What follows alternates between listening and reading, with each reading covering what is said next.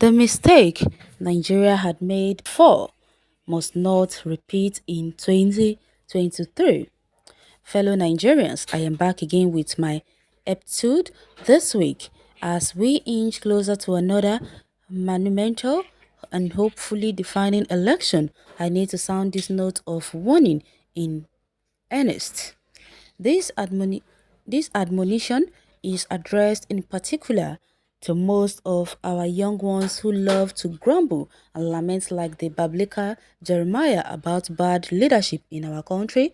What is the point in exchanging verbal blows on social media when you won't take concrete step to correct the anomalies in our body, polity? It is distressing and depressing to know that those that lament the most are the ones going to sit on the fence and look the other way on election day. One may understand the disillusionment and frustration of the aged, but how can you explain the lackadaisical and dangerous attitude of supposedly innocent and affect sense dynamic youth, especially our celebrities? It makes no weep for our dear country, Nigeria.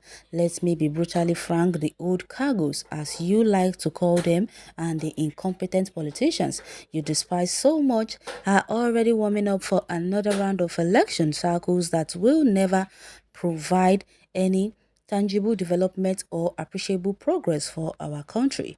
And you can't blame them. The two leading political parties are already overloaded with career politicians, and their stock in trade is to act as seat warmers for one or two terms before passing the baton of mediocrity and hopelessness to the next set of incompetent politicians, unless our youth who are in the majority do something concrete and meaningful about this. The outcome I predict is all but assured. If anything must be changed in our country, how we select and elect our leaders must be the first change we embark upon.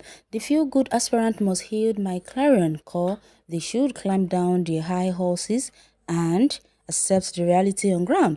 None of them is going to win any presidential election on the platform of weak or virtual non-existent political parties. No single personality in Nigeria is able to muster the court fellowship of Obafemi Awolowo, the Sardauna of Sokoto, Sir Abubakar Bello, Nnamdi Azikwe, Aminu Kanos, Waziri Ibrahim Shehu Musa, Yar'Adua, MK Abiola. I believe that only Muhammadu Buhari and Bola Tinubu have been able to garner that sort of cult fellowship in recent times, and the result is that we have a weak and effectual leader occupying our country hot seats.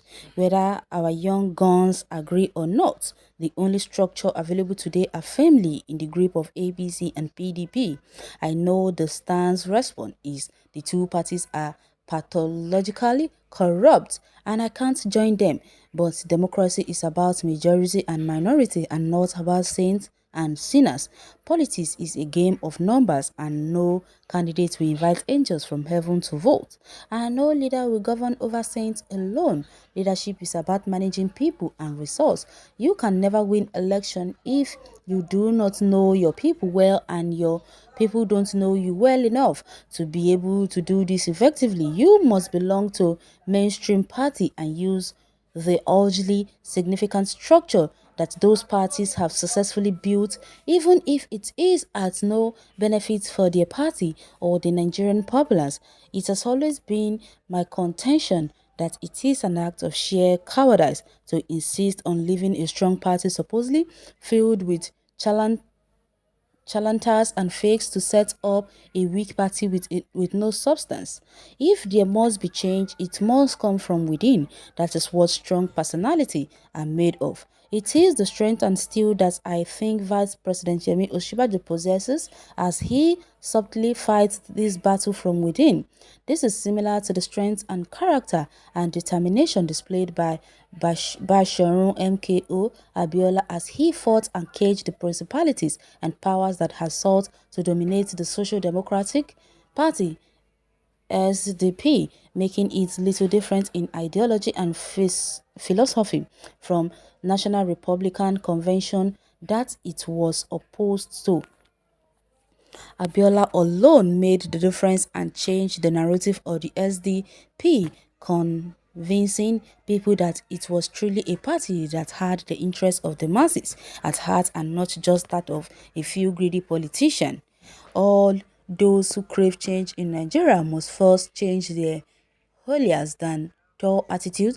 They must learn to be practical and ready to be reasonably tolerant and understanding. No Democrat can threaten fire and brimstone and succeed. That is the way of dictators and tyrants. Unless you are a military person and able to seize power forcefully, there are steps you will never be able to take as a thoroughbred politician.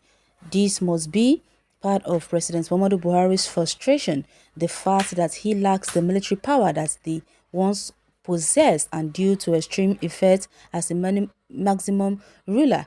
The more he tries to dictatorial,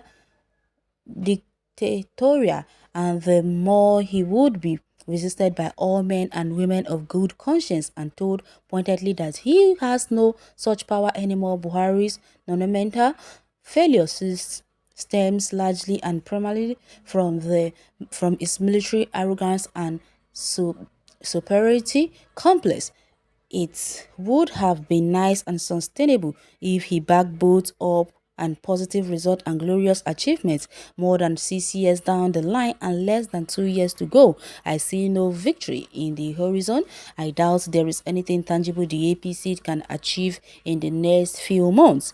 That would be in the realm of miracles rather than turn water into wine. The Buhari government will easily turn wine to water. So what's the way forward? Power must shift by fire by force. Those who are saying with tongues in check that does not matter where the major candidates come from, not are not being fair or sensitive to the wishes of the generality of Nigerians at all. I have fervently stood for merit in selection of who will be our president. However, there comes a time when political expediencies dictate that merit alone is not enough, and it should take a backseat to some extent, waste other factors including rotation take center stage. That is the kind of period in which we find ourselves, just like 1999. That is not to say that merit should not prevail when selecting the presidential candidates from the south. I must say, who is that thought about this whole thing has tried, I must say. But I will not be the one to talk alone about this. You can hit the comment section and share your take on this article. Thanks for listening.